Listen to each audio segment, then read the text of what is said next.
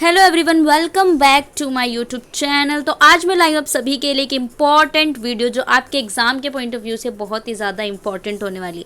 यहाँ हम बात करेंगे बॉटनी 137 सेकेंड ईयर के कोड का। यहाँ पर ये कोड है आपका BBYCT 137। यहाँ पे हम बात करेंगे कि इसमें वन शॉट हम कैसे लाएं। यहाँ पे आपको पढ़ना है प्लांट फिजियोलॉजी एंड मेटाबॉलिज्म। तो आज मैं इसका वन शॉट कराने वाली हूँ, ठीक है। तो आप वन शॉट में देख सकते हो और मैंने इसके इम्पॉर्टेंट क्वेश्चन की वीडियो मैं पहले ही अपलोड कर चुकी हूँ। तो जिसने नहीं देखी है वो जाकर इसी चैनल पर विजिट करें, ठीक है। और आपको वीडियोस वाले सेक्शन में जाना है, उसमें जाके नीचे की तरफ स्क्रॉल करोगे तो आपको नीचे वीडियो मिल जाएगी। उसके दो पार्ट हैं, उसके दो पार्ट मैंने बनाया है, तो आप वहाँ जाके देख लेना उसको विद एक्सप्लेनेशन, ठीक है।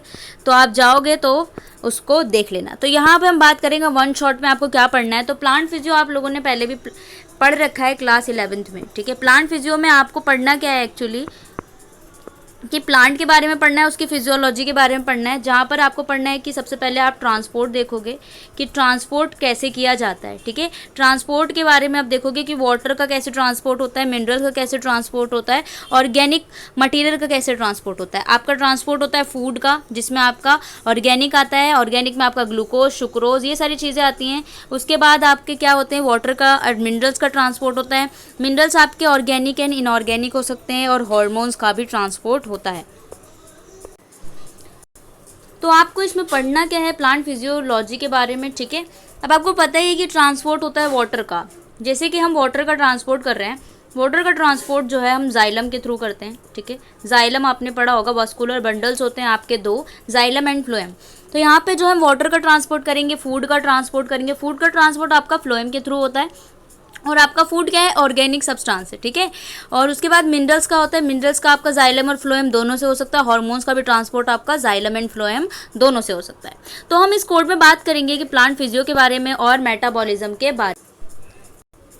तो हम चलते हैं इस कोड में क्या क्या आपको पढ़ना है। तो सबसे पहले आपका वॉल्यूम 1 है।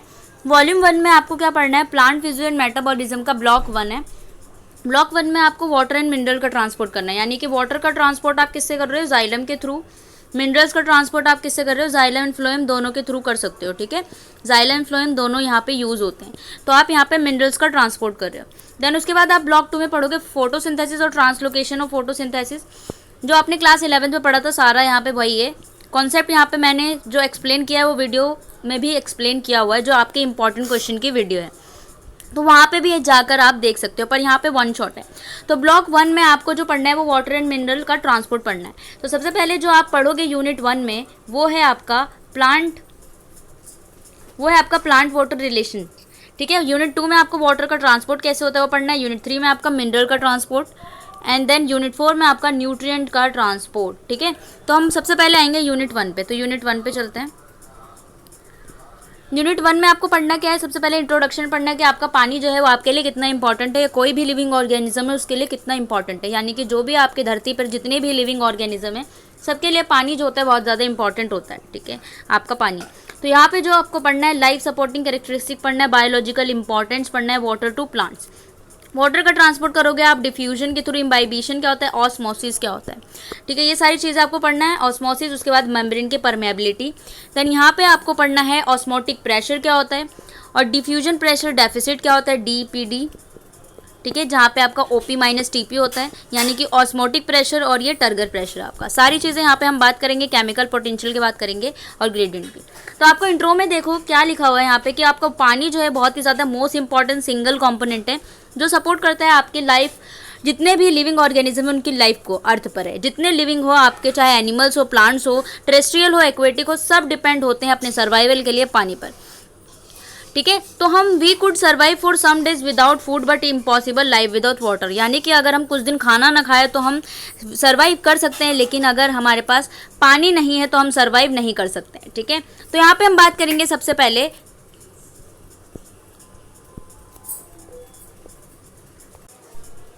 तो यहाँ पर एक लाइन है, आप देख सकते हो कि आपके वाटर जो है मोस्ट अबंडेंट कंपोनेंट है एनी लिविंग ऑर्गेनिजम्स का लिविंग सिस्टम में, और 70% जो होता है टोटल बॉडी वेट का पानी आपकी बॉडी में होता है, ठीक है। प्लांट्स में कैसे होता है, प्लांट्स में आपका जो होता है ना वो वैक्यूल्स के अंदर भरे होते हैं आपके प्लांट्स में, वो अप टू 95% वाटर होता है, ठीक है। इस तरीके amount of water plant very among different species पे, और उनके स्ट्रक्चर पे डिपेंड करता है कितने कितने अमाउंट का पानी उन्हें चाहिए। तो यहाँ पे हम देखेंगे life supporting characteristics and biological importance of water to plants. तो यहाँ पे हम देखेंगे कि life supporting characteristic of water due to unique physical and chemical property होती है आपके वाटर की। तो 75% जो होता है वो आपका पानी जो है आपके प्लैनेट को कवर करता है from oceans to the water body. तो पानी जो है वो आपका बहुत ही ज़्यादा larger number of molecule as compare to others होता है। यहाँ पे हम देखेंगे किस तरीके से क्या क्या होता है। तो यहाँ पे सबसे पहला पॉइंट है आपका कि वाटर जो होता है एज अ केमिकल रिएक्टेंट कैसे है। तो वाटर जो होता है लिक्विड स्टेट में एक आइडियल मीडियम है mobility of different macro micro nutrients, ठीक है। यानी कि मोबिलिटी यानी कि मूवमेंट में सबसे ज़्यादा इंपॉर्टेंट आपका पानी ही करता है, रोल प्ले करता है, ठीक है, मोबिलिटी यानी कि मूवमेंट में। तो यहाँ पे आप देख सकते हो कि कोई भी मैक्रो न्यूट्रिएंट्स हो या फिर आपके माइक्रो न्यूट्रिएंट्स हो। तो हम इसकी भी बात करेंगे। जो आपका मैक्रो न्यूट्रिएंट्स हो उसका लार्ज अमाउंट होता है, आपको चाहिए होता है, ठीक है। और जो आपका माइक्रो वाला है उसका जो होता है स्मॉल अमाउंट, यानी कि हम ट्रेस अमाउंट में भी कह सकते हैं, ठीक है। ट्रेस अमाउंट में आपको ये चाहिए होता है, ठीक है। तो यहाँ पे जो भी इनका मूवमेंट किया जाता है वो पानी के थ्रू किया जाता है, तो केमिकल रिएक्टेंट की तरह भी होता है ये, ठीक है। वाटर जो होता है वो पार्टिसिपेट करता है आपके कई सारे बायोकेमिकल रिएक्शन में। जैसे कि हम बायोकेमिकल रिएक्शन में, जैसे कि आपका रिएक्टेंट इटसेल्फ, फोटोसिंथेसिस में बायोकेमिकल आपका प्रोसेस है जिसमें ये पानी जो होता है वो इंपॉर्टेंट रोल प्ले करता है। प्रोडक्ट्स में कई सारे रेस्पिरेशन में कर सकता है। फोटोसिंथेसिस के टाइम पे आपका क्या होता है, वाटर स्प्लिट होता है लाइट रिएक्शन में, उसको हम फोटोलिसिस कहते हैं, ऑक्सीजन एंड हाइड्रोजन में। तो आपको पता है कि वाटर जो होता है वो स्प्लिट होता है आपका ऑक्सीजन, नेसेंट ऑक्सीजन होता है ये, और प्लस में हाइड्रोजन, ठीक है। इसमें जो होता है ये टूटता है, इसको हम फोटोलिसिस कहते हैं, या आप फोटोसिंथेसिस में पढ़ोगे, इसको हम फोटोलिसिस ऑफ द वाटर कहते हैं। यानी कि आपका जो यहाँ पे पानी है वो केमिकल कंपोनेंट की तरह कैसे बिहेव कर रहा है, केमिकल रिएक्टेंट की तरह, ठीक है। अब यहाँ पे देखेंगे कि वाटर का कैसे आप सीड जर्मिनेशन में काम करते हो। तो आपको पता है कि सीड जो होता है unless to get enough water, जब तक उसको पानी नहीं चला जाता उसके प्रोटोप्लाज्म में, जब तक वो जर्मिनेट नहीं कर पाता, ठीक है। तो पानी यहाँ पे इंपॉर्टेंट है आपके सीड के जर्मिनेशन के लिए। अब यहाँ पे देखेंगे सॉल्वेंट की तरह कैसे बिहेव कर रहा है आपका पानी, ठीक है। तो आपका वाटर जो है वो क्या है, एक पोलर मॉलिक्यूल है, ठीक है। पोलर मॉलिक्यूल है जो exceptionally high hydrogen bonding ability होती है, यानी कि जितने भी पोलर मॉलिक्यूल होते हैं उसके अंदर क्या होता है, हाई हाइड्रोजन बॉन्डिंग होती है। तो आपके पास जो ये प्रॉपर्टी होती है आपके वाटर की, जो आपका पोलर मॉलिक्यूल है उसकी वजह से क्या होता है, इनके पास हाई हाइड्रोजन बॉन्डिंग होती है, ठीक है। ये यूनिक प्रॉपर्टी जो होती है dissolve variety of molecule like sugar, amino acid, carrier proteins, haemoglobin, myoglobin, ये सारी आपकी क्या होती है, इन प्रॉपर्टी की वजह से डिजोल्व होती है, इस प्रॉपर अलाउ करती है ऐसी प्रॉपर्टीज़ की वजह से। अब शुगर और प्रोटीन जो होते हैं आपके पोलर यानी कि OH ग्रुप होते हैं आपके। प्रोटीन में क्या होता है आपका पता है कि प्रोटीन क्या है, जहाँ पे आपके बहुत सारे अमीनो एसिड्स मिलते हैं तो उसके अंदर NH2 ग्रुप लगे होते हैं, यानी कि तो आपका OH ग्रुप जो होता है आपके शुगर्स में होता है और NH2 आपके प्रोटीन में होता है। ये सारी चीज़ें जो होता है ईजिली पानी में डिजोल्व हो जाती हैं, क्योंकि पानी जो है आपका वो क्या है, पोलर मॉलिक्यूल है, ठीक है। और इनके पास क्या है, हाई हाइड्रोजन बॉन्डिंग होती है, दैट्स। तो इसी वजह से जो होता है आपका यहाँ पे देख सकते हो, it was precisely this property of water made possible variety reaction is the hot premiers of the oceans. तो इस तरीके से आपकी एक और प्रॉपर्टी है किसकी, वाटर जो होता है एज अ सॉल्वेंट भी काम कर रहा है, यानी कि आपका सॉल्वेंट की तरह आएगा तो उसमें कई सारे ऑर्गेनिक इनऑर्गेनिक ऐसे मिल जाएंगे। आप थर्मल प्रॉपर्टीज ऑफ वाटर की बात करेंगे, आपने फिजिक्स में पढ़ा होगा कि थर्मल प्रॉपर्टीज भी होती है। थर्मल मतलब हीट, ठीक है, यानी कि हीट। तो water is a unique, it's remain in liquid form में रहता है और wide range of temperature where life exist comfortably. तो वाइड रेंज ऑफ टेम्परेचर यानी कि टेम्परेचर बढ़ने पर भी पानी जो होता है आपका वो रिमेन्स एक लिक्विड की तरह होता है, ठीक है। If one consider molecular size alone, तो water must be expected to exist in gaseous state में, most of areas on earth पे गैशियस स्टेट में होता है, ठीक है। तो this is not true. Melting and boiling point जो होता है वो हाइयर होता है, theoretically expected. Presence of oxygen has introduce polarity and tendency to form hydrogen. तो आपका ऑक्सीजन जो प्रेजेंट है वाटर के अंदर, तो वो क्या होता है, इसके अंदर ये पोलैरिटी होती है, तो ये हाइड्रोजन बॉन्ड्स बना सकते हैं, ठीक है। एक्सटेंसिव हाइड्रोजन बॉन्डिंग की वजह से आपका यूनिक थर्मल कैपेसिटी यहाँ पर आती है, ठीक है। एडहेशन एंड कोहेशन क्या होता है आपको पता है, यहाँ पर हम बात करेंगे प्रॉपर्टीज़ की, बात करें आपके पानी की, ठीक है। तो इतनी सारी प्रॉपर्टीज़ है तो आप लिख सकते हो सारी अगर प्रॉपर्टीज़ आ गई तो। Adhesion and cohesion is essentially refer to stickiness.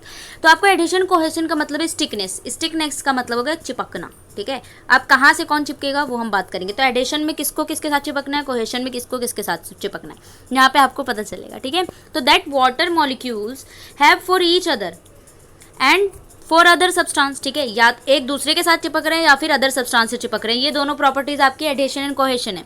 The attributes are due to extension hydrogen bonding की वजह से, तो आपको पता है कि हाइड्रोजन बॉन्डिंग है, म्यूचुअल अट्रैक्शन होता है आपका। तो सबसे पहले हम देखेंगे कि एडेशन क्या है और कोहेशन क्या है।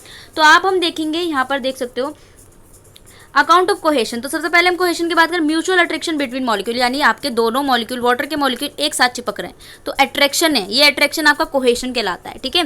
दूसरा हम देखेंगे area and air water interface need to be increase हो जाता है, इस वजह से चिपकते हैं, ठीक है। दूसरा वाला जो होता है आपके सरफेस से चिपकेंगे, वाटर मॉलिक्यूल जो है आपके सरफेस से चिपक रहे हैं, तो उसको हम एडेशन कहेंगे, ठीक है। डन है, दोनों कॉन्सेप्ट यहाँ पे क्लियर हो जाता है। अब यहाँ पे हम देखते हैं energy needed to increase the surface area of gas liquid interface is called surface tension. तो आपको पता है कि जो एनर्जी चाहिए होती है, एनर्जी की जरूरत पड़ती है ताकि सरफेस एरिया जो है गैस लिक्विड इंटरफेस में इंक्रीज कर दी जाए, उसे हम सरफेस टेंशन कहते हैं। दूसरी प्रॉपर्टी आपकी टेंजाइल स्ट्रेंथ होती है। तो टेंजाइल स्ट्रेंथ क्या होता है आपका, वो यहाँ पे बात करेंगे। आपकी प्रॉपर्टी है वाटर की ये भी। तो tensile strength both adhesion and cohesion contribute one another related property है टेंजाइल स्ट्रेंथ। ये भी होता है maximum force per unit area that continuous water column with strength before breaking होने से पहले आपका जो कितनी मैक्सिमम स्ट्रेंथ है आपकी, ठीक है, पर यूनिट एरिया, ठीक है, फोर्स पर यूनिट एरिया, ये आपका हो गया टेंजाइल स्ट्रेंथ, ठीक है। कैपिलैरिटी का मतलब होता है, आप देख सकते हो एडेशन कोहेशन सरफेस टेंशन, ये वाटर को अनदर यूनिक प्रॉपर्टी देती है जिसको capillarity, water column to rise a continuous column, यानी कि कैपिलैरिटी क्या होता है कि आपका पानी ऊपर की तरफ मूवमेंट कर रहा है, उसको हम कैपिलैरिटी कहते हैं। तो कैपिलरी भी आपका क्या है, एक इंपॉर्टेंट कैरेक्टरिस्टिक्स है आपका पानी का। ये प्रोवाइड करते हैं टर्जिडिटी ऑफ द सेल को। तो Uptake of water result turgor pressure लगता है, यानी कि जब आप पानी ऊपर की तरफ खींचोगे तो आपका टर्गर प्रेशर आता है, तो यानी कि प्रेशर लगेगा जो कि क्या करेगा, semi elastic cellulose cell wall resulting initial volume expansion हो जाएगा, तो वॉल्यूम एक्सपेंशन होगा। प्रोटीन कार्बोहाइड्रेट मेटाबॉलिज्म ये सारी चीज़ें हैं इसके अंदर, ठीक है। तो टर्जिडिटी भी प्रोवाइड करता है। अब यहाँ पे आप देख सकते हो कि टेम्परेचर रेगुलेशन, ये कॉलम आपका है, ठीक है। म्यूचुअल अट्रैक्शन क्या होता है, तो अभी मैंने बताया था कि आपका म्यूचुअल अट्रैक्शन जो होता है वो आपका है कोहेशन। तो अब हम यहाँ पे बात करेंगे आपके वाटर ट्रांसपोर्ट का, कि आपका वाटर का ट्रांसपोर्ट कैसे हो रहा है, ठीक है। तो पानी को आप कैसे ट्रांसपोर्ट करोगे, ठीक है। तो यहाँ पे आपके पास जो पानी का ट्रांसपोर्ट है वो यहाँ पे आपका द प्रोसेस ऑफ ट्रांसलोकेशन में भी पैसिव और एक्टिव हो सकता है, depend on need for expenditure of energy. अब आपका पानी को मूव करोगे, अगर आपने पानी को मूव किया, ये मानी लिख दिया मैंने पानी, ठीक है, आप पानी को मूव कर रहे हो, तो वहाँ पे आपको पता होना चाहिए कि आप कैसे कैसे मूवमेंट करा रहे हो, आपको क्या एटीपी की ज़रूरत पड़ रही है पानी को मूव कराने के लिए या नहीं पड़ रही है, ये सारी चीज़ें भी हम यहाँ पे बात करेंगे। तो आपके पास इसके अकॉर्डिंग, तो आप यहाँ पे एक लाइन देख सकते हो कि the movement of water occurs through the cell to by two principal pathway होते हैं, यानी आप जो है वो पानी को सेल टू सेल कैसे मूव करोगे। तो यहाँ पे सबसे पहले आपका सिम्प्लास्टिक में क्या होता है, water move from the cell to cell plasmodesmata. जैसे कि आपके पास ये सेल है, ठीक है, एक मिनट, ये आपके पास दो सेल है, जैसे मैं बता रही हूँ, ये चल क्यों नहीं रहा मेरा पेन, एक तो मैंने खुद से बनाया है पेन, स्टाइलिश पेन, और लगता है वो भी ख़राब हो गया, ठीक है। तो यहाँ पे हम देखेंगे, चल गया। तो यहाँ पे देखो ये दो सेल है, ठीक है। अब क्या हो रहा है, सबसे पहले हम बात करेंगे, यहाँ पे आपको पता है प्लाज्मोडेस्माटा के कनेक्शन लगे हुए ताकि सेल टू सेल क्या हो, नाइबरिंग सेल्स को एक दूसरे को सपोर्ट कर सकें। तो सिम्प्लास्टिक मूवमेंट जो होता है, ये यहाँ पे ना डबल ऐसे सेल वॉल भी है ऊपर की तरफ, ठीक है। दोबारा बना देती हूँ मैं, एक सेकेंड, देखो, जैसे कि ये आपका सेल है, ठीक है, ये दो सेल है, और ये आपको पता है ये प्लाज्मोडेस्माटा के कनेक्शन लगे हुए बीच में, और ये आपकी सेल वॉल है ऊपर वाली, ठीक है। तो इस तरीके से हम बनाएंगे। तो जो आपका सिम्प्लास्टिक मूवमेंट है वो कैसा मूवमेंट, तो आपका पानी जो होगा वो अंदर से मूव करेगा और सेल के अंदर जाएगा, थ्रू द सेल, और आपके प्लाज्मोडेस्माटा को क्रॉस करते हुए जाएगा, ठीक है। तो ये मूवमेंट आपका जो है वो आपका क्या है, सिम्प्लास्टिक मूवमेंट है। अब सिम्प्लास्टिक मूवमेंट में आप देख सकते हो कि कैसा मूवमेंट है ये, कि वाटर जो होता है मूव हो रहा है सेल टू सेल विया प्लाज्मोडेस्माटा से, और सेल जो होता है इंट्रासेलुलर कनेक्शन लगे होते हैं लिविंग पोर्शन में, ठीक है। और single entry and is called as symplastic movement, और जहाँ से आपका एक सिंगल एंटिटी लगी होती है उसे हम सिम्प्लाज्म कहते हैं, ठीक है। दूसरा आपका क्या होता है, एपोप्लास्टिक मूवमेंट होता है, ठीक है। एपोप्लास्टिक मूवमेंट को कैसे मैं करूँगी, जैसे कि मैंने बताया था ये दो सेल है, ठीक है, ये आपके दो सेल हैं, ठीक है, और ये प्लाज्मोडेस्माटा की कनेक्शन लगी हुई बीच में, ठीक है, और ये मैं सेल वॉल बना रही हूँ, बैकग्राउंड नॉइज़ हो थोड़ा सा तो आप इग्नोर कीजिए, ठीक है। ये सेल वॉल है आपकी, ठीक है। तो आपका जो एपोप्लास्टिक वो यहाँ से मूव करेगा, यानी कि through the cell wall move कर रहा है, तो प्लाज्मोडेस्माटा यहाँ पे नहीं आ रहा है, ऐसे मूव करेगा और फिर आपका लास्ट में जो है जाइलम के पास पहुँच जाएगा। तो अंदर से जो मूवमेंट कर रहा है इनटू द साइटोप्लाज्म, आपका साइटोप्लाज्म के अंदर जो मूव कर रहा है वो आपका क्या है, सिम्प्लास्टिक मूवमेंट। और जो आपका सेल वॉल के थ्रू और डेड सेल हैं उनके थ्रू जो भी बाहर की तरफ मूवमेंट कर रहा है वाटर से, यानी कि सेल वॉल से, वो आपका एपोप्लास्टिक मूवमेंट होता है, ठीक है।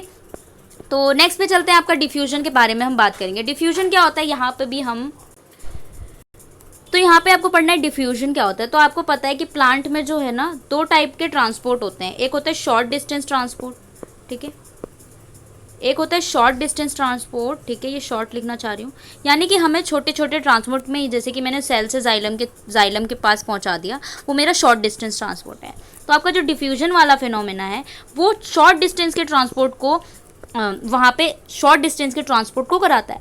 आपके लॉन्ग डिस्टेंस के ट्रांसपोर्ट आएंगे, वहाँ पे आपको जाइलम एंड फ्लोएम की मदद लेनी पड़ेगी, यानी कि यहाँ पे मदद नहीं ले रहे हैं हम, बस पानी को जो है पहुँचा दे रहे हैं। तो डिफ्यूजन के थ्रू पहुँचाएंगे तो शॉर्ट डिस्टेंस ट्रांसपोर्ट यहाँ पे आ जाता है। तो यहाँ हम बात करेंगे कि आपका डिफ्यूजन क्या है, ठीक है। तो आप देख सकते हो डिफ्यूजन को मैं यहाँ पे हाईलाइट कर रही हूँ, आप अपने स्टडी मटेरियल में हाईलाइट कर सकते हो। तो डिफ्यूजन जो है वो आपका क्या है, एक कलर चेंज करेंगे ना, थोड़ा अच्छा लगेगा, हाईलाइट कर दूँ क्या, तो हाईलाइट इससे होता है शायद। तो डिफ्यूजन आपका क्या है, कहाँ गया आपका डिफ्यूजन जो है एक, अच्छा ये हाईलाइटर नहीं है, ब्लैक नहीं, येलो ले लेते हैं,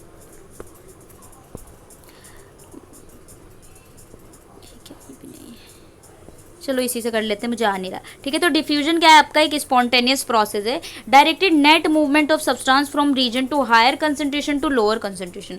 अब यहाँ से देखो, सबसे पहले हमारे पास 2 सेल है, ठीक है, ये सेल ए है, ये सेल बी है।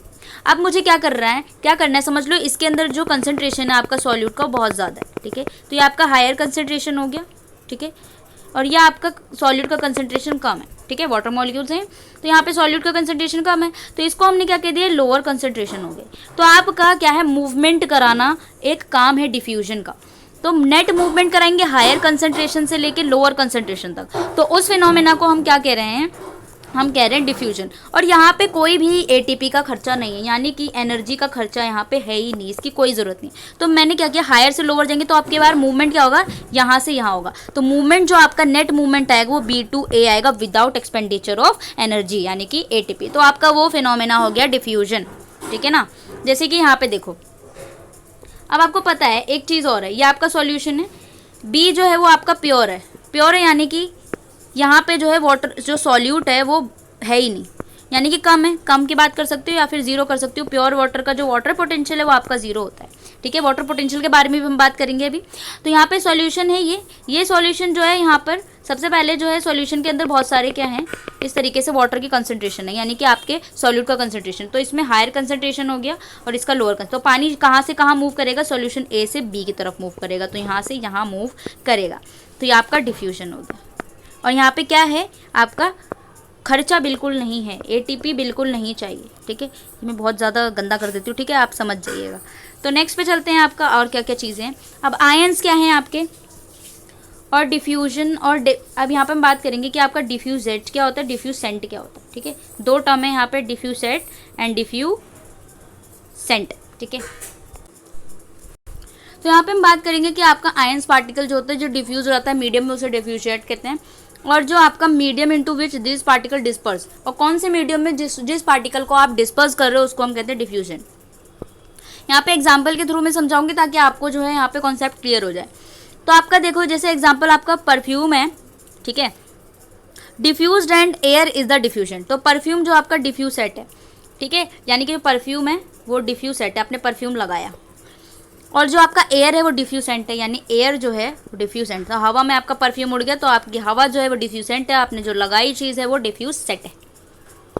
समझ में आ गया। नेक्स्ट पे चलते हैं।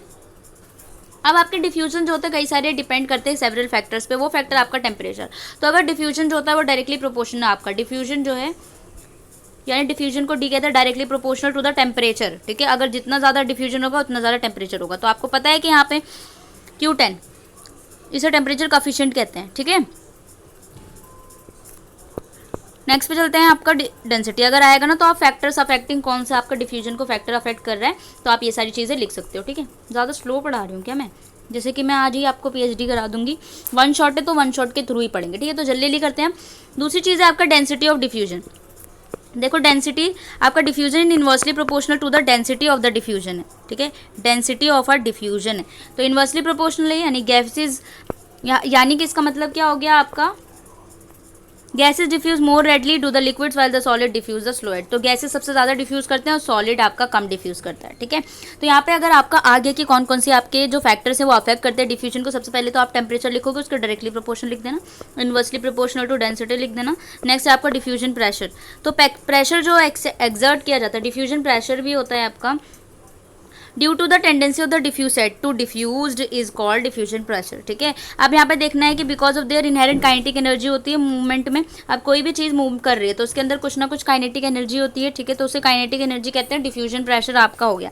और तीसरा डेंसिटी कंसंट्रेशन, तो इस तरीके से आप लिख सकते हो, ठीक है। कुछ इंपॉर्टेंस है कि कहाँ कहाँ पे आपका डिफ्यूजन यूज़ किया जा रहा है। तो प्रिंसिपल ऑफ डिफ्यूजन, ठीक है, principle of diffusion of great importance, plant involve in movement of almost all substance, uptake of water में mineral osmosis, transpiration, exchange of gases, photosynthesis, respiration, short distance translocation में आपका diffusion जो होता है वो important होता है। दूसरा जो है आपका इंपॉर्टेंट वो है इम्बाइबेशन। तो इम्बाइबेशन क्या है उसके बारे में हम पढ़ेंगे। इम्बाइबेशन का मतलब होता है टू ड्रिंक, इस process that involve absorption of water any liquid by the solid particle, यानी कि यहाँ पे जो होता है किसी भी लिक्विड की बात करेंगे सिर्फ और सिर्फ, कोई भी सॉलिड पार्टिकल है उसका डिफ्यूजन हो रहा है आपका लिक्विड में, ठीक है। एब्जॉर्प्शन हो रहा है यानी कि एब्जॉर्ब, जैसे कि आपको पता है कि आप जैसे राजमा है, ठीक है, राजमा की बात कर लेते हैं। राजमा खाया होगा आपने। वो राजमा कुछ इस तरीके से मतलब बीन शेप का दिखता है, ठीक है। यहाँ पे देखते हैं कुछ बीन शेप का दिखता है, ठीक है। जब आप रात में उसको भिगो देते हो पानी में तो सुबह वो इतना मोटा हो जाता है, ठीक है। जितना भी मोटा हो सकता है, जितना पानी एब्जॉर्ब कर लिया, तो वो प्रोसेस जो होती है ना वो आपकी इम्बाइबेशन होती है, ठीक है। अब यहाँ पे हम बात करेंगे कि आपका इम्बाइबेशन के बाद कई सारे फैक्टर्स जो होते हैं वो आपके इम्बाइबेशन को अफेक्ट करते हैं, यानी कि टेम्परेचर बढ़ाओगे तो रेट ऑफ इम्बाइबेशन बढ़ जाएगा। Texture of imbibant, cohesion of molecule inversely proportional होता है इसकी कैपेसिटी से। Since imbibants are predominantly colloidal imbibition influence directly of the pH of the medium, ठीक है। कई सारी चीज़ें यहाँ पे आप इसे लिख सकते हो। इलेक्ट्रोलाइट्स होता है at slower rate tend to neutralize charge. Seed germination depend करता है इम्बाइबेशन में। इम्बाइबेशन जो होता है ब्रेकेज ऑफ सीड कोड होता है, यानी कि पानी भरने के बाद आपका सीड कोड फट गया, यानी कि आपके डोर्स जो होते हैं ना, जैसे कि बरसात होती है, बरसात के टाइम में डोर्स जो होते हैं ना उसके कॉर्नर्स क्या होते हैं वो स्वेल कर जाते हैं, पानी उसके अंदर भर जाता है, वो भी इम्बाइबेशन की प्रॉपर्टी है, ठीक है। Many decent fruit like pod of legumes, cotton balls through imbibition dry condition by जीरोसिटिक्स, सारी चीज़ों में आपका इम्बाइबेशन होता है। तो नेक्स्ट टॉपिक जो है वो हम पढ़ रहे हैं ऑस्मोसिस। ऑस्मोसिस का मतलब क्या होता है, इम्पल्स। ऑस्मोसिस को कैसे डिफाइन करेंगे, डिफ्यूजन ऑफ वाटर, ठीक है। यहाँ पे वाटर जो है वो आपका सॉल्वेंट है, from dilute solution into stronger solution, यानी डाइल्यूट का मतलब है मोर डाइल्यूट, यानी कि वाटर पोटेंशियल जो होता है वो बहुत ज़्यादा है, यानी कि higher water potential to lower water potential, यानी कि यहाँ पे वाटर पोटेंशियल कॉन्सेप्ट से आप ना समझ सकते हो कि क्या है ऑस्मोसिस। तो ऑस्मोसिस जो होता है आपका मूवमेंट ऑफ सॉल्वेंट यानी सिर्फ और सिर्फ लिक्विड, ठीक है, movement of solvent through semi permeable membrane, ठीक है। और क्या होता है आपका हाइपोटोनिक टू हाइपरटोनिक की तरफ मूव करता है। अब यहाँ पे हम देखेंगे क्या क्या होता है ये हाइपरटोनिक क्या है, ये टर्म्स की हम बात करेंगे। अब जो सॉल्यूशन है आपका which can cause entry of water, देखो यहाँ पे देखते हैं, ओहो जल्दी क्लिक भी नहीं हो रहा। Entry of water into called as osmotically active solution. The osmotic entry of water into a system organ of cell outside is called endosmosis. यानी कि सेल के अंदर अगर बाहर से आ रहा है पानी तो उसे एंडोस्मोसिस कह रहे हैं, सेल से अगर बाहर निकल गया तो उसे एक्सोस्मोसिस कह रहे हैं, ठीक है। यानी withdrawal of the water exosmosis, entry of the water is called as आपका एंडोस्मोसिस। अब देखेंगे सॉल्यूशन कैसे है सेल सेप के अकॉर्डिंग। तो सबसे पहले हम पढ़ेंगे हाइपरटोनिक सॉल्यूशन के बारे में। तो यहाँ पे मैं समझाना चाहूँगी, ये आपका क्या है, एक सेल है, the concentration having more concentration than that of the cell sap, और अंदर आपका सेल सेप है, ये आपका सॉल्यूशन है, कुछ ये आपका सॉल्यूशन, ठीक है, ये आपका सेल है अंदर की तरफ। तो आपको जो देखना है solution more concentration that of cell sap, तो यहाँ पे कंसनट्रेशन आपका जो सॉल्यूशन का कंसनट्रेशन वो हाई है, आपके सेल सेप से जो कंसनट्रेशन है आपका वो हाई है, ठीक है, वो हाई है। तो इसको हम कहेंगे हाइपरटोनिक। हाइपर से याद रखो बहुत ज़्यादा, तो ज़्यादा कहाँ पर है ये भी आपको याद रखना है, कहाँ पर है आपका सॉल्यूशन का कंसंट्रेशन ज़्यादा है as compare to cell sap. तो अगर आपने सेल को रखा हाइपरटोनिक सॉल्यूशन में तो वाटर विल डिफ्यूज आउट, तो पानी कहाँ आएगा, बाहर की तरफ, तो एक्सोस्मोसिस हो जाएगा, जहाँ से क्या होगा आपका श्रिंकेज हो जाएगा प्रोटोप्लाज्म का। ठीक है, हाँ तो आपको आई होप ये समझ में आया। देखो फिर से हम बात करेंगे हाइपरटोनिक सॉल्यूशन की। जैसे कि आपके पास सॉल्यूशन है, ठीक है, तो आपको ये याद रखना है जब आपने कोई सेल हाइपरटोनिक सॉल्यूशन में रखा, ठीक है, कोई सेल आपने हाइपरटोनिक सॉल्यूशन में रखा, तो क्या हो रहा है कि मैंने सेल ही, ठीक है, मैंने हाइपरटोनिक सॉल्यूशन में रख दिया, आपका हाइपरटोनिक सॉल्यूशन है, तो आपके सेल सैप का, ठीक है, जो कंसंट्रेशन है वो आपके सेल सैप का ज़्यादा है, तो यानी कि पानी का कंसंट्रेशन जो है वो आपका वाटर पोटेंशियल हायर किसका है, तो आपको वाटर पोटेंशियल हायर हो, क्या हो रहा है ये, एक सेकेंड देखो, ये आपका एक सेल, ये आपका सॉल्यूशन है, ठीक है, और आपके अंदर जो है वो सेल रख दिया मैंने हाइपरटोनिक सॉल्यूशन के अंदर, तो आपका सेल सैप का जो वाटर पोटेंशियल है ना वो हाई है, तो आपका वाटर पोटेंशियल जो सेल का है वो हाई है, ठीक है, ये आपका वाटर पोटेंशियल होता है, और आपके सॉल्यूशन में जो है वो कम है, तो आपका जो सॉल्यूशन में से जब आप रखोगे तो यहाँ पे जो आपका सेल सैप है वो बाहर की तरफ पानी फ्लो करेगा, तो आपको पता है कि पानी कैसे मूवमेंट कर रहा है आपका हायर वाटर पोटेंशियल से लेकर के लोअर वाटर पोटेंशियल तक, ठीक है, तो पानी ज़्यादा किस में है आपके सेल में, तो आपका बाहर की तरफ फ्लो होगा, और कंसंट्रेशन कम किस में आपके सॉल्यूशन में, तो आपका सेल बाहर की तरफ फ्लो होगा, जिसको हम बोलेंगे एक्सोस्मोसिस, ठीक है, क्या बोलेंगे, एक्सोस्मोसिस, ठीक है।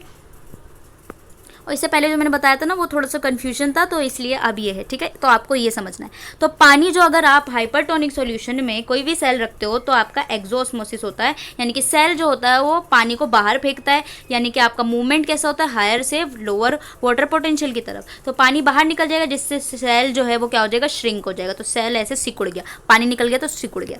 नेक्स्ट टर्म है आपका, यहाँ पे आप इसको रीड आउट करके पढ़ सकते हो, ठीक है, नेक्स्ट टर्म है आपका हाइपोटोनिक सॉल्यूशन। जैसे कि मैंने रखा ये, अब मैंने सेल रखा हाइपोटोनिक, अब क्या है आपका जो सेल है उसके अंदर वाटर पोटेंशियल कम है आपका, ठीक है, और बाहर जो का वाटर पोटेंशियल आपका क्या है, ज़्यादा है, तो बाहर का वाटर पोटेंशियल जैसे ही ज़्यादा हुआ, ठीक है, और अंदर कम हुआ तो पानी अंदर की तरफ जाने लग जाएगा, ठीक है, पानी अंदर की तरफ मूव करेगा, तो पानी जैसे ही अंदर की तरफ मूव किया तो आपका सेल जो है ऐसा स्वेल कर जाएगा, तो आपका ये फिनोमेना क्या होता है, एंडोऑस्मोसिस, पानी अंदर की तरफ जा रहा है उसे हम बोलेंगे एंडोऑस्मोसिस, और सेल क्या हो गया आपका, स्वेल हो गया, ठीक है। नेक्स्ट आपको पढ़ना है आइसोटोनिक सॉल्यूशन। आइसोटोनिक सॉल्यूशन का मतलब ऐसा सॉल्यूशन जिसको कोई फर्क नहीं पड़ रहा, कोई फर्क, जैसे कि आपने सॉल्यूशन लिया और उसके अंदर रख दिया, तो यहाँ का भी आपका कंसंट्रेशन सेम है, अंदर का भी कंसंट्रेशन है, तो कुछ भी कोई भी चेंज नहीं और नो चेंज, तो ये आपका ऐसा सॉल्यूशन हो जाए। अब आपको पढ़ना है मेम्ब्रेन की परमेबिलिटी क्या होती है, ठीक है, तो आपका परमिएबल का मतलब है कि कैसे अलाउ करेगा, किसकी टेंडेंसी है मेम्ब्रेन को, जो किसको अलाउ कर देगी अंदर मूवमेंट करने के लिए, किसको रोक देगी, ठीक है, तो उसे हम परमेबिलिटी कहते हैं। तो यहाँ पर जो हमें पढ़ना है वो आप पढ़ना है यहाँ पर आपका मेम्ब्रेन परमेबिलिटी। मेम्ब्रेन की परमेबिलिटी का मतलब मैं पहले बता चुकी हूँ कि आपके पास देखोगे कि कैसे आप किसी सॉल्वेंट को अलाउ कर रहे हो या आप रेस्ट्रिक्ट कर रहे हो, अलाउ कर रहे हो या रेस्ट्रिक्ट कर रहे हो, तो उसको हम बोलते हैं परमेबिलिटी। कोई भी सॉल्वेंट आपके मेम्ब्रेन से कैसे अलाउ यानी कि पास हो सकता है, कौन सा नहीं हो सकता है, ये सारी चीज़ें आपके परमेबिलिटी में आती है। तो सबसे पहले जो चीज़ होता है वो आपका पहला टर्म है परमिएबल। तो परमिएबल का मतलब क्या होता है, आपने अलाउ कर दिया, ठीक है, परमिएबल का मतलब क्या हुआ, आपने अलाउ कर दिया सॉल्यूट को भी और सॉल्वेंट को भी, यानी कि आपके मेम्ब्रेन से सॉल्यूट भी चला गया और सॉल्वेंट भी चला गया, वहाँ पे अलाउ कर दिया, तो उस टर्म को हमने क्या दिया, परमिएबल। इम्परमिएबल का मतलब आपने अलाउ नहीं किया, दोनों चीज़ नहीं पास कर सकती, नॉट अलाउ। सेमी परमिएबल का मतलब हो गया सिर्फ और सिर्फ सॉल्वेंट है, आपका सॉल्यूट नहीं है। तो आपका जो ऑस्मोसिस का टर्म होता है वो आपको मैंने बताया था कि सेमी परमिएबल मेम्ब्रेन के थ्रू, यानी कि आपका सिर्फ और सिर्फ सॉल्यूट, सिर्फ और सिर्फ सॉल्वेंट यानी कि लिक्विड जो है वो पास कर सकता है, आपका सॉलिड पार्टिकल नहीं पास कर सकता, आपका सॉलिड पार्ट नहीं कर सकता। दूसरा आपका डिफरेंशियल परमिएबल। सेलेक्टिवली परमिएबल का मतलब हो गया कि सिलेक्टेड ही सॉल्यूट आपके पास कर सकते हैं। आयन चैनल्स लगे होते हैं, यानी कि आपके जो होते हैं मेम्ब्रेन पर कुछ आयन चैनल्स लगे, उसे हम सेलेक्टिवली परमिएबल मेम्ब्रेन कहते हैं। कुछ चैनल लगे होते हैं, ये सोडियम पोटेशियम पंप में आप सोडियम को अलाउ करेगा या पोटेशियम को अलाउ करेगा, वही पास हो सकते हैं, ठीक है, तो आपका हो गया सेलेक्टिवली परमिएबल। सबसे और उसके बाद हम बात करेंगे आपके जो टर्म है ऑस्मोटिक प्रेशर।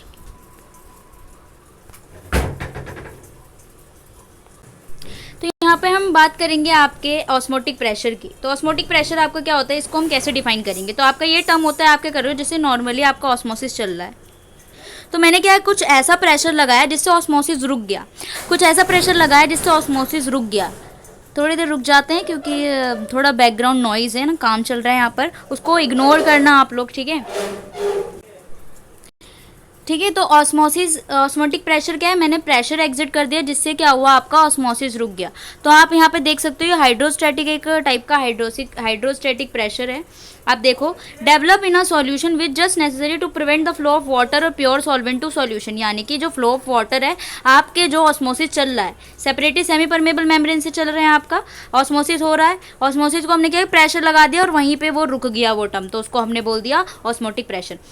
ऑस्मोटिक प्रेशर को मेज़र कैसे करते हैं, आपका जो एक मेजरमेंट के लिए जो डिवाइस यूज़ किया जाता है उसको हम बोलते हैं ऑस्मोमीटर, ठीक है, ऑस्मोमीटर। ऑस्मोटिक प्रेशर को हम किससे डिनोट करते हैं, वो है आपका ओपी, ठीक है। चलेंगे ओपी के पास, यहाँ पे देख सकते हो आपका value of OP is directly proportional total concentration of solution, कितना solution concentration, highest value OP होगा, ठीक है। ऑस्मोटिक प्रेशर जो होता है डिनोट करता है वो इक्वेशन से, वो आपका बॉन्ड्स ऑफ है, ओपी इज इक्वल्स टू आपका होता है MRT, ये आपका एक फॉर्मूला है ओपी का, ऑस्मोटिक प्रेशर का, ठीक है। एम आपका क्या है, यहाँ पे M/C आपका मोलर कंसंट्रेशन है, या आपका C भी हो सकता है, मैंने ओपी में M को C से भी रिप्लेस कर सकती। T आपका टेम्परेचर है जो कि डिग्री सेल्सियस में यूज़ करोगे आप, ठीक है। अगर आपका फ़ारेनहाइट में दिया हुआ है तो आपको T जो टेम्परेचर दिया होगा प्लस में आप 273 को ऐड करके उसको डिग्री सेल्सियस में, यानी कि केल्विन में अगर आपका दिया होगा, ठीक है, समझ लो आपके पास ये तो आपको चेंज करना आता होगा, केल्विन में दिया होगा अगर, तो आप उसको डिग्री सेल्सियस में कैसे कर सकते हो, डिग्री सेल्सियस में आपको क्या जितना टेम्परेचर दिया होगा प्लस में 273 करोगे तो आपका वो आ जाएगा केल्विन वो डिग्री सेल्सियस में, ठीक है। थियोरेटिकली ओपी की वैल्यू इतनी होती है डिग्री सेल्सियस में, ठीक है। आप ऐसे कैलकुलेट कर सकते हो और फिर जो आपका प्रेशर निकलेगा वो आपका पास्कल में निकलेगा, ठीक है, इस तरीके से। OP is equals to CIRT भी हो सकता है, ठीक है। Turgor pressure, hydrostatic pressure and pressure potential का होता है। तो टर्गर प्रेशर क्या होता है, यहाँ पे हम बात करेंगे हाइड्रोस्टैटिक प्रेशर, टर्गर प्रेशर या फिर प्रेशर पोटेंशियल के। ये डेवलप किया जाता है टर्जिडिटी इन अ सेल, ठीक है। टर्गर प्रेशर जो होता है लिविंग सेल पे होता है, नॉट फ्री सॉल्यूशन पे नहीं लगता है, इसे हम हाइड्रोस्टैटिक प्रेशर या फिर प्रेशर पोटेंशियल लेते हैं। आपने जैसे पानी में किसी भी सेल को रख दिया, ठीक है, तो पानी में सेल में से क्या हुआ, आपके सेल पानी के अंदर जो है सेल के अंदर आपका पानी एंटर कर गया, ठीक है। Higher osmotic pressure it cause swelling of the osmotic potential, तो यहाँ पे सिस्टम में क्या हो गया, स्वेल आ गया। जैसे जैसे स्वेल आता रहेगा तो आपके प्रेशर पे ऐसे कुछ जो वॉल पे आपके जो कंटेनर का वॉल है उस पर कुछ प्रेशर लगेगा, तो वो प्रेशर आपका टर्गर प्रेशर होता है, ठीक है। The outward force apply turgidity prototype called as turgor pressure, तो जो आउटवर्ड फोर्स लग रहा है आपके टर्जिडिटी ऑफ द सेल की वजह से उसे हम बोलते हैं टर्गर प्रेशर, ठीक है, या फिर हम इसे वॉल प्रेशर भी बोलते हैं, यानी कि आपका कैसे लग रहा है, equal opposite to the cell wall पे जो लग रहा है उसके हम वॉल प्रेशर भी कहते हैं। तो आपका टर्गर प्रेशर जो होता है वो इक्वल्स टू वॉल प्रेशर हो सकता है, यानी कि जो आपका TP है वही आपका WP है, ठीक है। अगर आपने फ्लैसिड सेल रखा, आपको पता है कि जैसे आपके आइसोटोनिक सॉल्यूशन में आपने कोई भी सेल रखा तो वहाँ पे कोई भी फोर्स नहीं लग रहा है, इसका मतलब जो उसका टर्गर प्रेशर है वो क्या हो जाएगा, 0 हो जाएगा, ठीक है ना, तो कोई भी प्रेशर ही नहीं लग रहा है। ये आपका osmotic relation exhibit by plant cell osmosis, ठीक है। डिफ्यूजन प्रेशर डेफिसिट यहाँ पे हम देखेंगे कि DPD होता क्या है, यहाँ पे DPD की बात कर लेते हैं। तो each liquid possess definite diffusion pressure होता है which it can move. Pure water has maximum diffusion pressure, यानी कि सबसे ज़्यादा प्योर वाटर का होता है, तो प्योर वाटर में आपके पास जो होता है वो हायर वाटर का कंसंट्रेशन है। Addition of solute it reduce diffusion pressure, तो आपका क्या होता है, जैसे कि मेरे पास एक सॉल्यूशन है, यहाँ पे प्योर वाटर है, यानी कि प्योर वाटर है यहाँ पे, क्योंकि यहाँ पे सॉल्यूट का कंसंट्रेशन है ही नहीं, कोई सॉल्यूट ऐड नहीं किया, तो प्योर वाटर का जो आपको पता है वाटर पोटेंशियल जो होता है वो 0 होता है, क्योंकि यहाँ पे कोई सॉल्यूट प्रेजेंट नहीं है, तो आपका सिर्फ और सिर्फ वाटर मॉलिक्यूल्स प्रेजेंट है। तो जैसे जैसे आप सॉल्यूट ऐड करोगे ना तो क्या होगा, आपका डिफ्यूजन प्रेशर जो होगा वो रिड्यूस होता रहेगा, ठीक है। So diffusion pressure of a solution always less than its pure solvent, तो आपको पता है प्योर सॉल्वेंट से आपका जो डिफ्यूजन प्रेशर होगा उसका जो आपका सॉल्यूशन जो होगा वो लेस देन होगा। Reduction diffusion pressure of water in a solution system in pure state due to presence of solid is called diffusion pressure deficit, यानी कि आपको जैसे जैसे आप पानी में प्योर वाटर में जैसे जैसे आप ऐड करते रहोगे सॉल्यूट, उसकी वजह से आपका ये DPD जो है वो डिक्रीज होता रहेगा, ठीक है। तो जैसे जैसे आपका प्योर जितना सॉल्वेंट रहेगा, ठीक है, is a solution it's pure solvent when represent the same temperature and pressure, वो प्योर सॉल्वेंट आपका होगा। अब आप देख सकते हो वाटर मूव कैसे करता है, लोअर डीपीडी से हायर डीपीडी की तरफ आपका ये मूव करता है। आपको पता है कि वाटर पोटेंशियल जो होता है, वाटर पोटेंशियल क्या होता है, हायर वाटर पोटेंशियल से लोअर वाटर पोटेंशियल की तरफ होता है। हायर वाटर पोटेंशियल जिसका वाटर पोटेंशियल सबसे ज़्यादा होगा उससे लेकर लोअर पोटेंशियल तक मूव करेगा। तो यहाँ पे डीपीडी में उल्टा है, यहाँ पे लोअर डीपीडी यानी कि हायर वाटर पोटेंशियल, ठीक है, हायर डीपीडी यानी कि लोअर वाटर पोटेंशियल, ठीक है, यानी कि इस तरीके से मूव करेगा। तो आपका टर्म बस थोड़ा सा डिफरेंट है। आप यहाँ पे जो है ऑलवेज पॉजिटिव होता है, इक्वल टू ऑस्मोटिक प्रेशर की तरफ होता है। तो आप इसको कैसे करेंगे, डीपीटी को आप ओपी माइनस टीपी कर सकते हैं, ठीक है। ओपी माइनस ओपी आपका क्या है, ऑस्मोटिक प्रेशर, माइनस टीपी आपका क्या है, टर्गर प्रेशर। इससे आप वैल्यू निकाल सकते हैं। जैसे कि आपने क्या किया यहाँ पर, इसको समझने के लिए दिया हुआ है कि आपने किसी सेल को क्या लिया, प्योर वाटर में कर दिया, ठीक है, हाइपोटोनिक सॉल्यूशन है, वाटर एंटर द सेल, यानी कि आपने हाइपोटोनिक अगर सॉल्यूशन लिया है उसमें अगर आपने सेल रख दिया एक सॉल्यूशन के अंदर, और वो क्या है आपका हाइपोटोनिक सॉल्यूशन है, यानी कि आपका सेल जो एंडोस्मोसिस होगा तो पानी अंदर की तरफ भर जाएगा, ठीक है। इसके अंदर क्या होगा, टर्गर प्रेशर इंक्रीज हो जाएगा ना, पानी जैसे जैसे भर जाएगा वॉल पे उतना ज़्यादा प्रेशर लगेगा, ठीक है। तो प्रेशर लगते ही आपका क्या हो गया, टर्गर प्रेशर इंक्रीज हो गया। ओपी सेल गोज डिक्रीज, तो आपका ऑस्मोटिक प्रेशर डिक्रीज हो गया, क्योंकि आप फ्लो ऑफ वाटर को रोक नहीं पा रहे हो, क्योंकि इनफ्लो हो रहा है, ठीक है। तो value of TP increasing and eventually become equal to osmotic pressure, ठीक है। Stage well become fully turgid, तो यानी कि आपका ओपी जो होता है वो टीपी के बराबर हो गया, यानी कि आपका जो ऑस्मोटिक प्रेशर लगा ही नहीं तो टर्गर प्रेशर लग रहा है तो इसके बराबर हो जाएगा। तो OP is equals to TP हो गया, यानी कि आपका ओपी जो है वो टीपी के बराबर हो गया। तो जैसे आप इसका डिफ्यूजन डीपीडी कैसे निकालोगे एप हाइपोटोनिक सोल्यूशन का, तो आपने यहाँ पे क्या होता है, आपका ओपी माइनस टीपी होता है, ठीक है, यानी ये दोनों बराबर हो गए तो इसको जीरो मान लिया, तो आपका डीपीडी जो है ओवरऑल फुल्ली टर्जिड सेल का वो जीरो होता है, ठीक है। फिर इसी तरीके से आपको पता है कि एग्जॉस्ट होगा तो कैसे होगा, ठीक है। केमिकल पोटेंशियल क्या होता है, ठीक है, केमिकल पोटेंशियल आपका क्या होता है, chemical potential sustenance system is measure of its free energy. Free energy को मेजर करने के लिए आपके पास केमिकल पोटेंशियल होती है, ठीक है। तो यहाँ पे आप देख सकते हो फ्री एनर्जी पोटेंशियल को हम डिनोट करते हैं, जहाँ पे आपका वर्क होगा एनर्जी भी लगेगी, ठीक है, इस तरीके से आपका होता है। तो यहाँ पे थोड़ा सा देख लेना वाटर पोटेंशियल के क्या क्या कंपोनेंट्स हैं। आप देखो हम यहाँ पे वाटर पोटेंशियल के बारे में जानेंगे। तो वाटर पोटेंशियल क्या होता है वो पहले ही पता होना चाहिए था, क्योंकि आपके जो काफ़ी सारे टर्म्स ऐसे हैं वाटर पोटेंशियल के बारे में जो पहले ही बता रखा है। तो आपका वाटर पोटेंशियल क्या होता है हम यहाँ पे बात करेंगे, ठीक है। तो आपका वाटर पोटेंशियल का मतलब होगा किसी भी आपका वाटर मॉलिक्यूल प्रेजेंट है, ठीक है।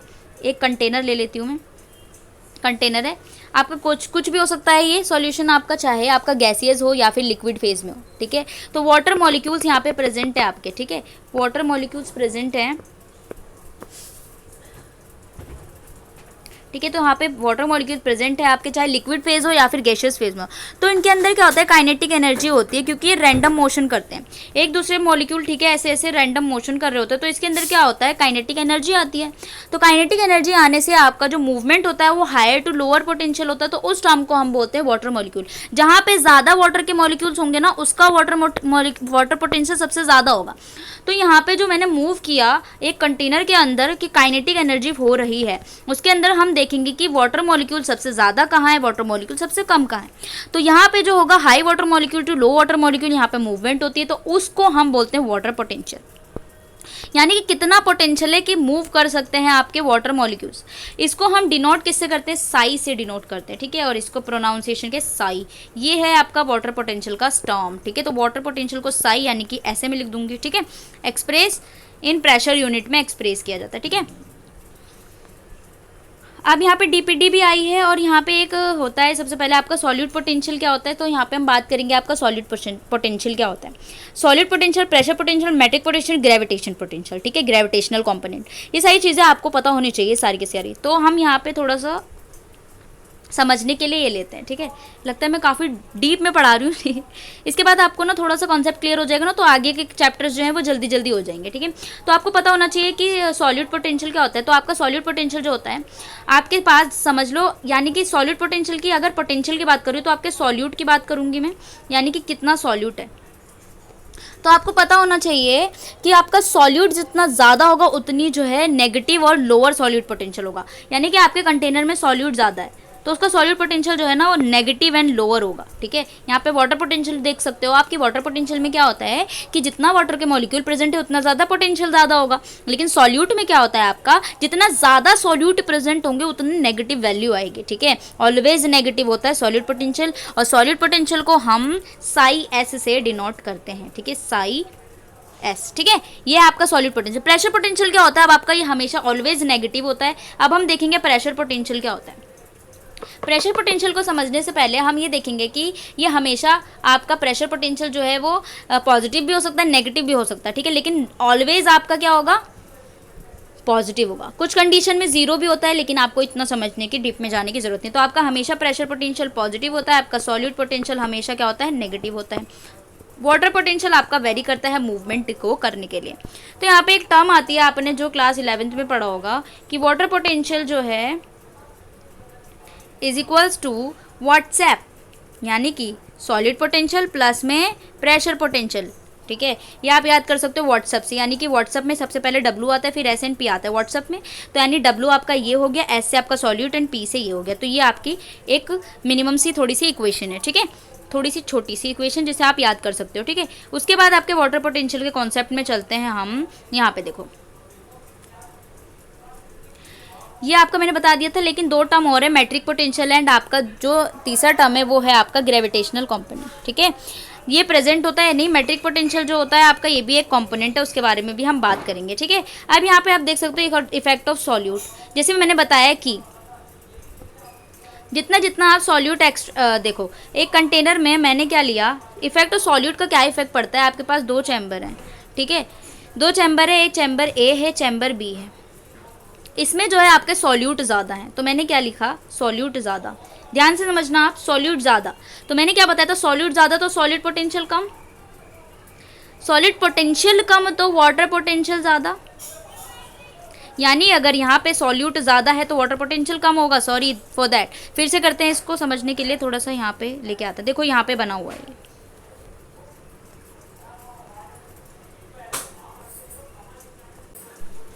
तो यहाँ पे इफेक्ट ऑफ सॉल्यूट की मैंने बात की। तो मैंने कोई कंटेनर लिया, ठीक है, अगर मैं सॉल्यूट ऐड कर रही हूँ तो देखो आपका जो यहाँ पे टर्म है ना, सॉल्यूट मैंने ऐड किया तो आपका जैसे जैसे सॉल्यूट ज़्यादा होगा तो आपका सॉल्यूट पोटेंशियल कम हो जाएगा।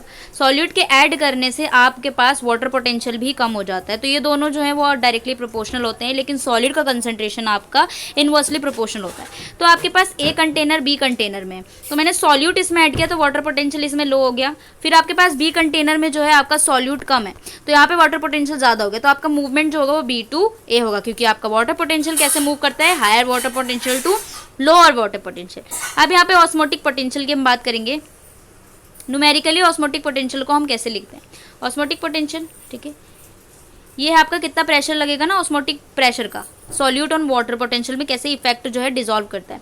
तो यहाँ पे ये आपका हो सकता है pi is equals to minus psi pi. ठीक है, साई पाई आपका जो है वो पोटेंशियल है। ठीक है, तो नेक्स्ट जो कॉन्सेप्ट है वो आपका प्रेशर से कैसे इफेक्ट पड़ेगा। ठीक है, पानी पे जैसे आपके वाटर पोटेंशियल में प्रेशर का ये हमेशा पॉजिटिव होता है, और यहाँ पे आप देख सकते हो किस तरीके से आपका होता है। फिर आपको देखना मैट्रिक पोटेंशियल को कैसे कैसे होता है, इस तरीके से आप यहाँ पे देख लेना। और resistance, water movement, water flux क्या होता है। ठीक है, देन उसके बाद चलते हैं, ऐसे तो हमारा ये हम फर्स्ट यूनिट पर रह जाएंगे। वाटर पोटेंशियल यानी कि सिंगल सेल में किस तरीके से मूव कर रहा है। रूट से देखो आपके पास क्या होता है कि आपको पता होगा कि सेल में जो सबसे पहले रूट हेयर होता है ना, रूट हेयर जो होता है डायरेक्टली वो पानी को एब्जॉर्ब कर लेता है। तो यहाँ पे सिंगल सेल से वाटर एब्जॉर्प्शन हो रहा है। दूसरा जो आपके पास होती है सॉरी दिस डीपीडी, आपको पता है कि मैंने बता दिया था वाटर पोटेंशियल आप देख सकते हो इस तरीके से लिखा जाता है। ठीक है, जैसे कि डीपीडी क्या होता है आपका ओपी माइनस टीपी होता है, और यहाँ पे वाटर पोटेंशियल क्या होता है व्हाट्सएप की तरह मैंने ऐसे बता दिया था। ठीक है, नेक्स्ट पे चलते हैं आपका water relation of a tissue. Tissue से क्या रिलेशन होता है, नॉट मच इंपॉर्टेंट, प्लांट से देन समरी। ठीक है, ये खत्म हो गया, बाप रे काफ़ी मैंने ये डीपली पढ़ा दिया था। तो अब हम बात करेंगे ना, जैसे आपको समझ में आ गया किस तरीके से वाटर पोटेंशियल क्या होता है, solid potential, matric potential and all सारी चीज़ें। मैट्रिक पोटेंशियल एक बार ये आप देख लेना क्या टर्म है वो। ठीक है, ज़्यादा इंपॉर्टेंट जो आपका वाटर पोटेंशियल है और सॉलिड पोटेंशियल होता है और प्रेशर पोटेंशियल होता है।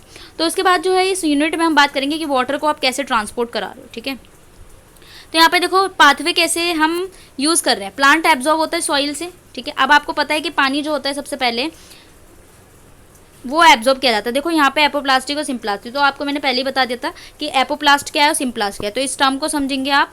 देखो तो सबसे पहले जो होता है आपके पास ये वॉल से जा रहा है, वॉल से जा रहा है। कलर चेंज कर लेते हैं ना, उसमें सुंदर लगेगा। कौन सा कलर यूज़ करें अब हम करेंगे कुछ अच्छा कलर, ग्रीन कर लेते हैं, ठीक है। तो यहाँ पे देखो आप ऊपर से वॉल से जा, ओ बेटे कुछ ज़्यादा ही नहीं बड़ा हो गया, ठीक है ना। ये चलेगा थोड़ा छोटा सा, तो इसको रब कैसे करूं, रब हो गया, ठीक है ना। तो यहाँ पे सबसे पहले जो है आपको ये देखना है कि ऊपर से सबसे पहले जो मूवमेंट हो रहा है वो वॉल के थ्रू हो रहा है, ठीक है। ये वॉल आप देख रहे हो, ये वॉल हो रहा है, इस तरीके से गया, फिर इस तरीके से घूम के इस तरीके से गया, ये आपका एपोप्लास्टिक मूवमेंट है। सेल के अंदर से उसको पार करता हुआ वो आपका सिम्प्लास्टिक मूवमेंट है, ठीक है। इस तरीके से आपका जाएगा। कैस्पेरियन स्ट्रिप्स कहाँ लगी होती है, आपके एंडो मेम्ब्रेन में लगी होती है, ठीक है, अंदर की तरफ। तो यहाँ पे कैस्पेरियन स्ट्रिप होती है जो रेजिस्ट करती है आपके फ्लो ऑफ द वाटर को। अब ये एक्वापोरिन्स होते हैं, कुछ आपके वाटर मॉलिक्यूल्स में एक्वापोरिन्स लगे होते हैं, ठीक है। वहाँ पे क्या होगा, सिलेक्टिवली आपका प्लाज्मा मेम्ब्रेन है, ठीक है। आपको पता है ना ये प्लाज्मा मेम्ब्रेन बाइलेयर्स होती है, ये आपका हाइड्रोफोबिक टेल है, हाइड्रोफिलिक हेड है। तो ये जो होता है आपके कुछ एक्वापोरिन्स लगे होते हैं जहाँ से आप क्या करोगे, सिलेक्टिवली मॉलिक्यूल्स को अंदर की तरफ भेजोगे, ठीक है। ये इस तरीके से लगा होता है। ये पानी कैसे आएगा, एसेंट ऑफ सैप का मतलब होता है कि आप पानी को कैसे खींचोगे ऊपर की तरफ, ठीक है। तो in familiar fact water run downhill, आपको पता है कि वाटर जो होता है पानी नीचे की तरफ जा रहा है, अब आपके पास पता था। लेकिन by plants along with dissolve minerals and called as sap, तो अगर ऊपर की तरफ जाएगा सॉइल से, रूट से सॉइल की तरफ जाएगा ऊपर की तरफ, सॉरी सॉइल या रूट से ऊपर की तरफ मैंने पानी को भेजा, तो उसे हम एसिड सैप कहते हैं, ठीक है। Raising up of SAP up of the plant, ठीक है, तो उसे हम क्या बोलते हैं, एसेंट ऑफ सैप। इस तरीके से आपका पानी जो है ऊपर की तरफ चढ़ता है, जिसमें आपका रूट प्रेशर भी डेवलप हो जाता है। और आपके जितने भी यहाँ पे कुछ इंपॉर्टेंट चीज़ आपके cohesion theory, transpiration, pull and cohesion tension, theory of ascent sap, कुछ थ्योरीज दिए हुए यहाँ पे हम बात करेंगे इसके बारे में।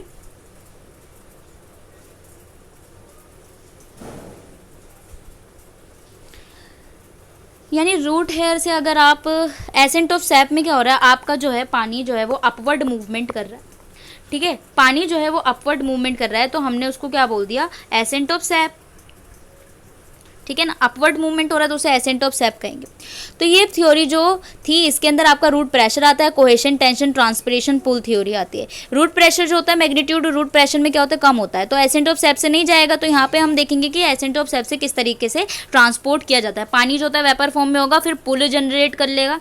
पुल जनरेट करते, पुल का मतलब क्या होगा, खींचना ऊपर की तरफ। तो पुल जनरेट करने के बाद आपका पानी जो होता है डायरेक्टली ऊपर की तरफ खींच जाएगा और चला जाएगा और मूवमेंट हो जाएगी। तो यहाँ पे देखो transpiration, pull and cohesion, tension theory combination है जहाँ पे 3 इंपॉर्टेंट पैरामीटर्स आपका, continue water column in the xylem channel, beginning of the water absorbing zone, यानी कि यहाँ पे पुल जनरेट किया जाएगा, ठीक है। पुल जनरेट किया जाएगा, देख सकते हो आप, इस तरीके से पुल जनरेट होगा तो आपका पानी जो है ऊपर की तरफ चढ़ जाएगा, ठीक है। नेक्स्ट पे चलते हैं। ये आपका ऊपर की तरफ पानी खींच रहा है, ठीक है, देख सकते हो। अब ट्रांसपिरेशन क्या होता है, ठीक है, वाटर लॉस थ्रो। देखो ट्रांसपिरेशन जो होता है ना, पानी का लॉस होता है। ट्रांसपिरेशन यूजुअली आपका होता है कि आप वाटर का लॉस कर रहे हो, ठीक है। तो ट्रांसपिरेशन में loss of water from leaf, ठीक है ना, यानी कि लीफ से पानी जो है वो इस तरीके से इवेपोरेशन के लिए लीफ जो है वो पानी से, sorry, loss of water from leaf surface in vapour form, आपका जो लॉस ऑफ वाटर हो रहा है लीफ से वेपर फॉर्म में हो रहा है उसे हम ट्रांसपिरेशन कहते हैं। यहाँ पे स्टोमेटा जो होता है सबसे ज़्यादा आपका इंपॉर्टेंट रोल निभाता है, क्योंकि आपके जो है ट्रांसपिरेशन करने के लिए स्टोमेटा होता है बहुत ज़्यादा हेल्पफुल होता है। तो मैग्नीट्यूड ऑफ ट्रांसपिरेशन, यहाँ पे देखो ट्रांसपिरेशन रेशियो जो होता है एक इंपॉर्टेंट टर्म है जिसे आपको देखना है कि मोल्स ऑफ वाटर लॉस, जितना पानी लॉस हो चुका है उसका mole upon moles of CO2 gain, जितना CO2 आपने गेन किया उसका, उसे हम बोलते हैं transpiration ratio.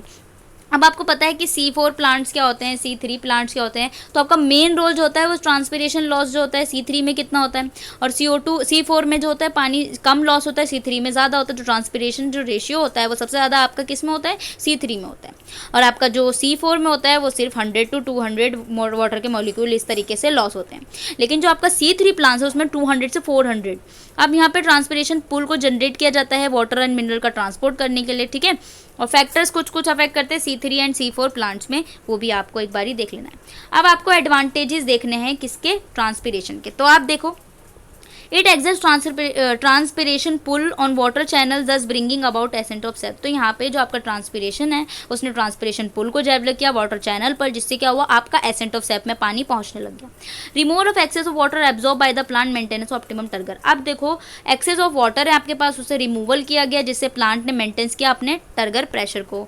Passive water absorption हो रहा है यहाँ पे, कूलिंग इफेक्ट भी हो रहा है, translocation of mineral extension, root development, formation assimilation, यानी कि आपका कुछ ना कुछ ऐसे पिगमेंट्स भी हो रहे हैं।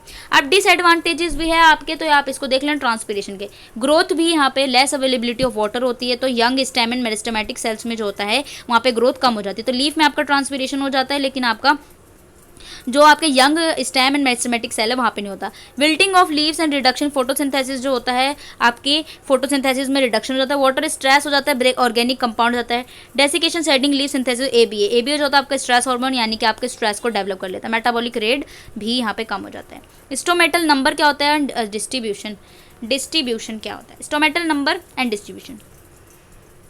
तो यहाँ पे हम बात करेंगे स्टोमेटल नंबर की, ठीक है। उससे पहले हम यहाँ पे बात करेंगे कि आपके आउटर मोस्ट लीफ के पास क्या होता है, इवेपोरेशन यानी कि ट्रांसपिरेशन करने के लिए स्टोमेटा प्रेजेंट होते हैं। स्टोमेटा का जो है मेन फंक्शन क्या होता है वो देखेंगे। ये क्या करते हैं, आपके CO2 को अलाउ करते हैं, एंट्री करते हैं, यानी कि CO2 आता है फोटोसिंथेसिस के लिए नेसेसरी जो है। वाटर लॉस को कंट्रोल करते हैं, जो आपका ट्रांसपिरेशन से जाता है, प्लांट को डेसिकेशन से बचाते हैं यानी सूखने से बचाते हैं। हायर टेम्परेचर होता है जो हायर ट्रांसपिरेशन भी कर सकते हैं कूल प्लांट्स में, ठीक है। अब आप यहाँ पे जो पढ़ेंगे ना वो स्टोमेटल फ्रीक्वेंसी क्या होती है। देखो स्टोमेटल फ्रीक्वेंसी क्या है, द नंबर ऑफ स्टोमेटा पर यूनिट एरिया। आपको देखना है स्टोमेटल फ्रीक्वेंसी, यानी कि आपको देखना कि कोई भी लीफ है उसके अंदर कितने स्टोमेटा प्रेजेंट है उसके एरिया में, ठीक है। समझ लो एक इतनी बड़ी सी लीफ है, ठीक है। यहाँ पे हम बात करेंगे आपकी ना ये लीफ है, इसके अंदर कितने स्टोमेटा प्रेजेंट है, उसके इतने एरिया में कितने स्टोमेटा प्रेजेंट है, उसको हम स्टोमेटल फ्रीक्वेंसी कहते हैं, ठीक है। मोनोकोट में लोअर सरफेस होता है, बट इन डाइकोट्स में lower surface usually has higher frequency होती है। डाइकोट्स में ज़्यादा फ्रीक्वेंसी होगी अपर सरफेस पे, और आपके जो स्टोमेटा प्रेजेंट होते हैं मोनोकोट्स में वो लीफ के, देखो आपका जैसे कि लीफ है ना, ठीक है, ये लीफ है। अब आपको पता है कि लोअर सरफेस होता है, ये अपर सरफेस होता है। तो मोनोकोट्स में आपके स्टोमेटा यहाँ भी प्रेजेंट है, यहाँ भी प्रेजेंट है, लेकिन आपके डाइकोट्स में सिर्फ और सिर्फ लोअर सरफेस में प्रेजेंट होता है, ठीक है। स्टोमेटल इंडेक्स क्या होता है, between the number These exist a correlation between the number of stomata total number of cell।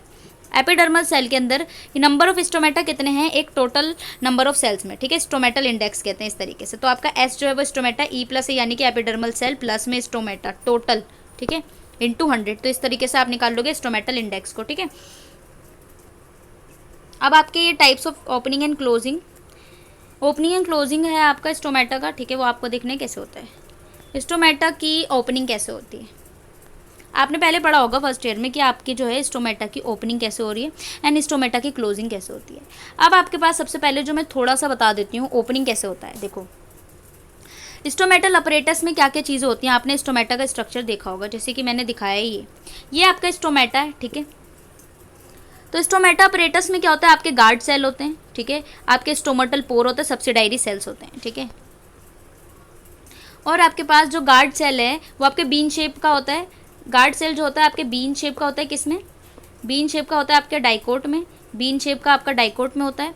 और आपका जो है डम्बल शेप का आपका किस में होता है, इसमें। सब्सिडायरी सेल जो होते हैं एपिडर्मल सेल, लेकिन क्लोरोप्लास्ट नहीं होता। तो ओपनिंग कैसे होती है वो आपको समझाना है।